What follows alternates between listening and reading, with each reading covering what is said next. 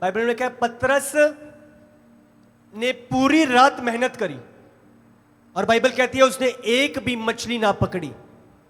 वो मछुआरा, वो प्रोफेशनल मछुआरा था, उसने पूरी उम्र मछलियां फड़ियां सी और उसे पता था किस समय मिलती हैं, कब मिलती हैं, कहां मिलती हैं, वो सब जानता था। पर बाइबल कहती है पूरी रात मेहनत करी, गहराई में गया, बट एक भी मछली ना पकड़ी। परंतु जैसी उसने यीशु की अगुवाई को लिया, यीशु मछुआरा नहीं था, अब समझ रही हो, बट जैसी उसने अपनी मेहनत की और ना देखते हुए यीशु की अगुवाई को लिया, यीशु ने कहा जाल फेंक। उसने कहा प्रभु मैंने पूरी रात मेहनत करी है और एक भी मछली नहीं पकड़ी, परंतु तेरे कहने के कारण, तेरे वचन के कारण मैं जाल फेंकता हूं। और बाइबल कहती है जैसी उसने जाल फेंका, इतनी मछलियां उसने पकड़ी कि उसका जाल फटने लग गया। हालेलुया। और उसने अंद्रियास, बाकी लोगों को, जोयोन्ना इधर आओ मेरी मदद करो, मेरा जाल फट रहा है। एक मछली नहीं, और अगुवाई में इतनी मछलियां पकड़ी कि जाल फटने लग गया। यह है जो अगुवाई, आत्मा की अगुवाई आपके जीवन में कर सकती है। जो आपकी मेहनत नहीं कर सकती वो आत्मा की अगुवाई कर सकती है। जो आपका ज्ञान नहीं कर सकता वो आत्मा की अगुवाई कर सकती है। आप समझ रहे हो? जो आपका प्रोफेशनलिज्म नहीं कर सकता वो आत्मा की अगुवाई कर सकती है। हालेलुया। ये सामर्थ है अगुवाई की, वचन की। आप समझ रहे हो? पवित्र आत्मा की अगुवाई। वो खंबा ठहरता था, वो ठहरते थे। वो खंबा चलता था, वो चलते थे। हालेलुया। गलातियों 5:17 पढ़ो।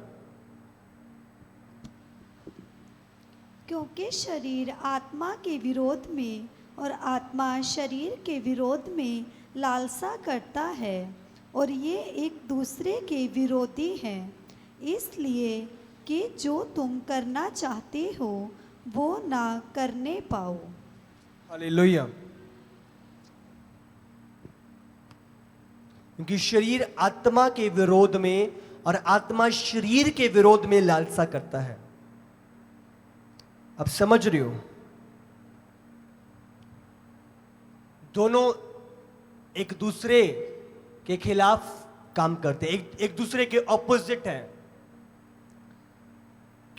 और ये एक दूसरे के विरोधी हैं। आप समझ रहे हो? विरोधी हैं। शरीर हमेशा, आप ध्यान लगाओ, आत्मा के कामों का विरोध करेगा।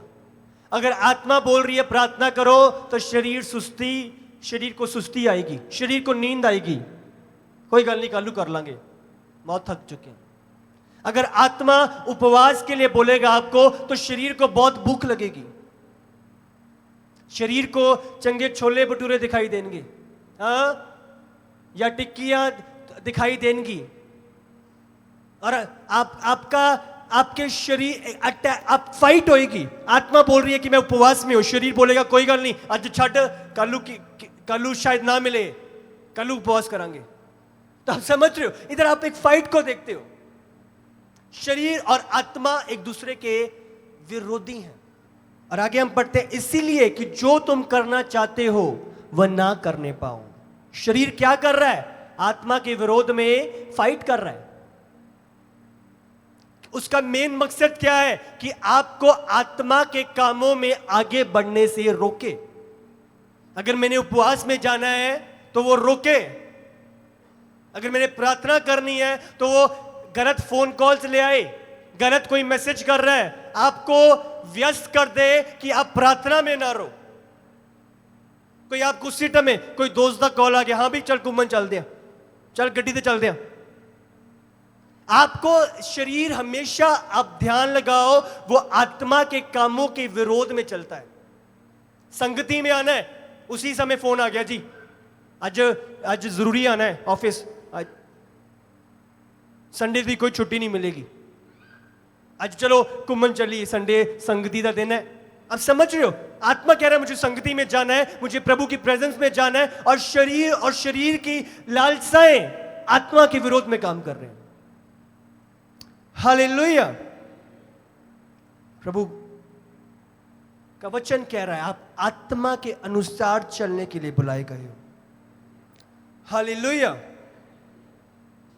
आपको प्रभु की आत्मा के अनुसार चलना है। आमीन। बाइबल में लिखा है शरीर के अनुसार चलना मृत्यु है, परंतु आत्मा के अनुसार चलना जीवन है। हालेलुया। जब हम शरीर के अनुसार चलते हैं हम मृत्यु की ओर बढ़ते हैं। आप समझ रहे हो? शरीर हमेशा हमें प्रभु के मार्ग से अलग करता है। जो मंजिल प्रभु ने रखी है हमेशा उससे डाइवर्ट करता है, हमेशा उसके विपरीत हमें चलाता है, हमारा एंगल चेंज कर देता है। हालेलुया। देखिए, जब तक इजरायली लोग उसके पीछे चले, प्रभु की अगुवाई में चल रहे, वो अपनी मंजिल तक पहुंच रहे थे। जब तक आप प्रभु की अगुवाई में चलोगे आप अपनी मंजिल के निकट पहुंचोगे। पर जैसे ही आपने आत्मा के चलाए चलना बंद किया और शरीर के अनुसार चलना शुरू किया, आप अपनी मंजिल से दूर होगे। हालेलुया।